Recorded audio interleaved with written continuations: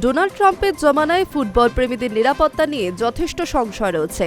তাই মার্কিন মুলুকে আয়োজিত ফুটবল বিশ্বকাপ বয়কটের ডাক দিলেন প্রাক্তন ফিফা প্রেসিডেন্ট স্বয়ং। একটি সাক্ষাৎকারে ক্ষোভ উগরে দিয়ে সেপ ব্ল্যাটার বলেন, আমেরিকার সীমান্ত পেরোতে গিয়ে ফুটবল প্রেমীদের রীতিমতো হেনস্থার মধ্যে পড়তে হবে। যদি অভিবাসন আধিকারিকদের সন্তুষ্ট করতে না পারেন তাহলে প্রবল ভোগান্তি হবে ফুটবল প্রেমীদের। তাই এই বিশ্বকাপ বয়কট করা উচিত। ব্ল্যাটারের এই মন্তব্যের নেপথ্যে রয়েছে আমেরিকার বর্তমান পরিস্থিতি। মার্কিন প্রেসিডেন্ট ট্রাম্প নিজের দেশকে অভিবাসী মুক্ত করে তুলতে বদ্ধপরিকর।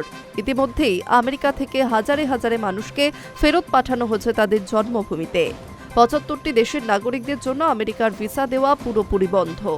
সেই সমস্ত দেশের তালিকায় রয়েছে ইরান, ব্রাজিল সহ আরও বেশ কয়েকটি দেশ যারা বিশ্বকাপে খেলবে।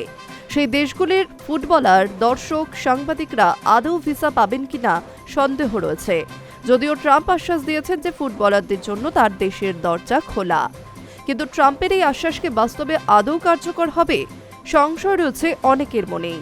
সেই দলেই পড়েন প্রাক্তন ফিফা প্রেসিডেন্ট সেপ ব্ল্যাটার। নিজের সোশ্যাল মিডিয়ায় তিনি স্পষ্ট লেখেন, আমেরিকার বর্তমান পরিস্থিতি ফুটবল প্রেমীদের পক্ষে মোটেও সুখকর নয়। পরে একটি সাক্ষাৎকারে ব্ল্যাটার বলেন, পুরো পরিস্থিতি যদি খতিয়ে দেখা হয় তাহলে ফুটবল ভক্তদের জন্য আমার একটাই উপদেশ, আমেরিকায় যেও না। কারণ সীমান্ত পেরোনোর সময় তাদের সঙ্গে অত্যন্ত খারাপ ব্যবহার করতে পারেন অভিবাসন আধিকারিকরা। পছন্দ না হলে পরের বিমানেই ফেরত পাঠিয়ে দেওয়া হতে পারে ফুটবল প্রেমীদের। উল্লেখ্য, দিন কয়েক আগেই গ্রিনল্যান্ড দখল করতে উঠে পড়ে লেগেছিলেন ট্রাম্প। মার্কিন প্রেসিডেন্টের এই নতুন অবস্থানে ক্ষুব্ধ ইউরোপীয় ইউনিয়ন। ফ্রান্স দাবি করেছিল আমেরিকা থেকে বিশ্বকাপ আয়োজনের সত্ত্ব ছিনিয়ে নেওয়া হোক। জার্মানির সুরও তেমনই। তবে আপাতত গ্রিনল্যান্ড নিয়ে লম্ফঝম্প বন্ধ করেছেন ট্রাম্প।